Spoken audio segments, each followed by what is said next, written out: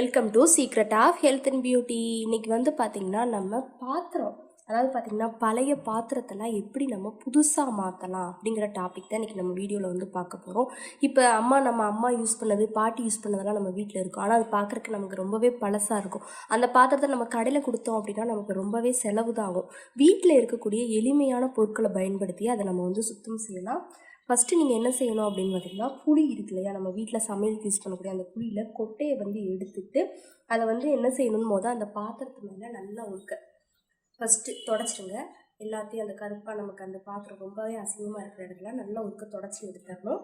அடுத்து வந்து பார்த்திங்கன்னா, நம்ம துணி துவைக்கிறதுக்குன்னு சொல்லி அந்த பவுட்ரு வச்சுருப்போம் இல்லையா, நம்ம என்ன பவுடர்னாலும் யூஸ் பண்ணுவோம். அதில் எந்த பவுடராக இருந்தாலும் ஓகே, நீங்கள் எடுத்துக்கோங்க. எடுத்து அதை லைட்டாக தண்ணியில் கலந்து ஒரு பாத்திரத்தில் எடுத்து தண்ணியில் கலந்து வச்சுக்கணும்.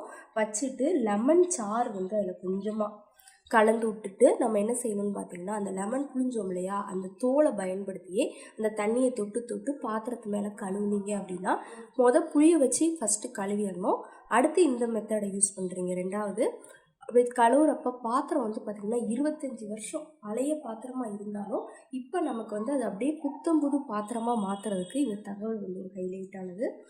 இல்லை அப்படின்னா ரெண்டாவது மெத்தட் நம்ம என்ன ஃபாலோ பண்ணலாம் அப்படின்னா, ஒரு ஸ்பூனுக்கு வந்து பார்த்திங்கன்னா பேக்கிங் சோடா எடுத்துக்கோங்க.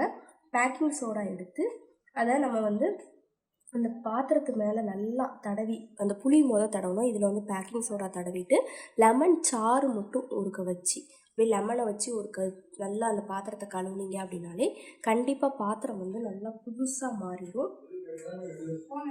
இந்த 2 மெத்தடில் நீங்கள் எதை வேணாலும் கண்டிப்பாக ஃபாலோ பண்ணலாம். உங்களுக்கு வந்து பார்த்திங்கன்னா நல்ல ரிசல்ட் இருக்கும். அந்த புளி, லெமன், நம்ம அந்த துவைக்கிற யூஸ் பண்ணக்கூடிய அந்த பவுட்ரு, இது எல்லாமே வந்து பார்த்திங்கன்னா பாத்திரங்களை வந்து சுத்தப்படுத்துங்க. வெளியே வந்து நம்ம கொடுத்து அதை காசு செலவு பண்ணுறதுக்கு வீட்டில் இருக்கக்கூடிய இந்த பொருட்களெல்லாம் பயன்படுத்தி நம்ம பாத்திரத்தை வந்து பழைய பாத்திரங்களை புது பாத்திரமுக்கே நம்ம மாற்றுறதுக்கு இது ரொம்பவே இந்த டிப்ஸ் வந்து ஹெல்ப்ஃபுல்லாக இருக்கும்.